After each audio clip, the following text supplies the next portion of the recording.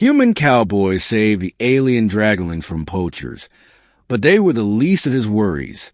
The twin suns of frontier planet Virelia beat down hard, baking the red dust that coated the ground in every direction. Jackson Cole, a weathered human cowboy with a plasma lasso and a heart full of quiet grit, adjusted his hat against the glare and kept riding. His mechanical steed, a four-legged cybermare named Dusty, clanked rhythmically across the rocky terrain.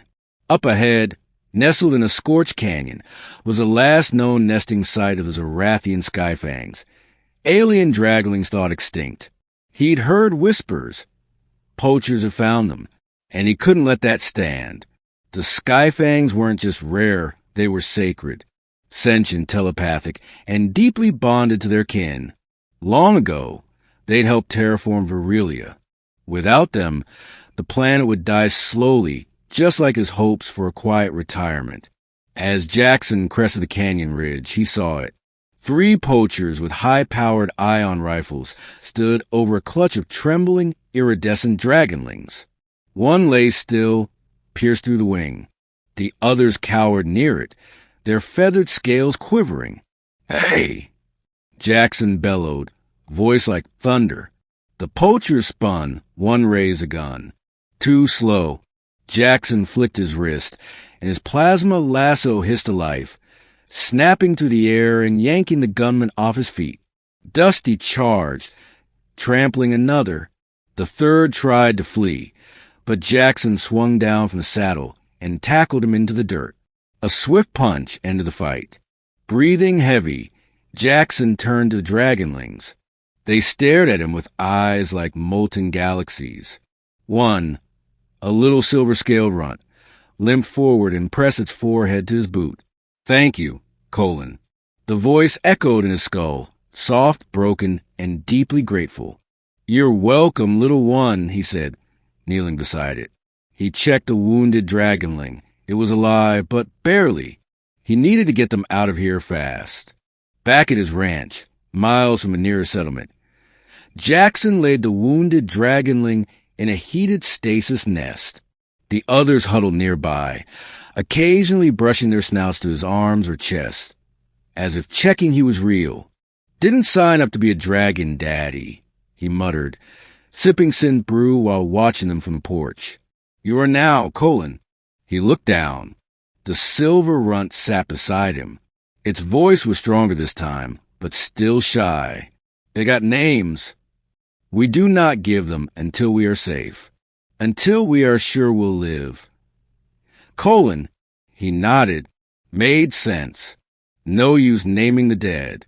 Just then, Dusty clanked out of the barn with a panicked beep. Jackson stood and saw what had spooked her. Dark shapes moved in the sky. Not poachers. Drones. Military grade. "Damn it," he hissed. He ran to his terminal. Sure enough, the planetary government had dispatched enforcement teams. They wanted the Dragonlings secured for study.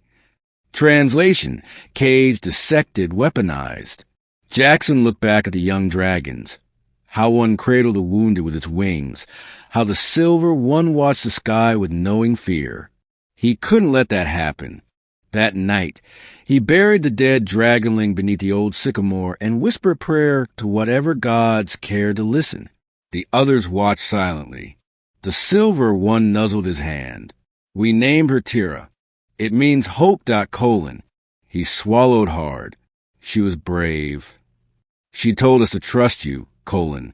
He didn't know what to say to that. The next morning, the real trouble began. 2 drop ships landed just beyond his property. Out came men in black armor, eyes hidden behind visors. A woman in an officer's coat approached him at the fence. "You are harboring protected specimens, Mr. Cole. You will release them into our custody immediately." "No," he said. "Excuse me. They're not yours to take. They're not things. They're children." She sighed. "If you refuse to cooperate, we are authorized to use force. Then you better pack a lunch, ma'am, 'cause I've got a lot of fence to die behind." They came that night. He had hidden the Dragonlings in the old cavern beneath the barn, an ancient lava tunnel shielded from scans. As the soldiers breached the house, Jackson and Dusty ambushed them from shadows. Smoke, lasers, screams.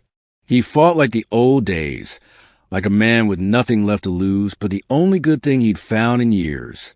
But even he couldn't stop a missile. The barn exploded into fire and shrapnel. "No!" he roared, racing into the inferno. But through the smoke, silver light pulsed. And then they rose. The Dragonlings, no longer hiding, no longer helpless. Wings wide, eyes glowing. The silver runt, now leading, roared a sound that cracked the air itself. It was not rage. It was grief. No more hiding. Lightning burst from their mouths. Windstorms howled. One swipe of a scaled tail sent armored men flying like rag dolls. Jackson watched, stunned. The Dragonlings were still children, yet each one fought like a storm wrapped in flesh.